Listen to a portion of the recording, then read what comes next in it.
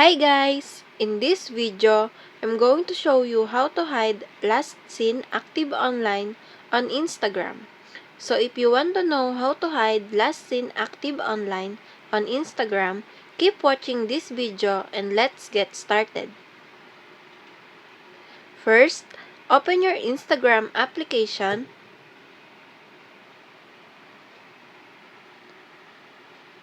Then click this. Then you will see how many hours they are active. Then go back, tap your profile, then click the three lines above. Tap Settings and click Privacy. Tap Activity Status and then you can turn it off. And that's it.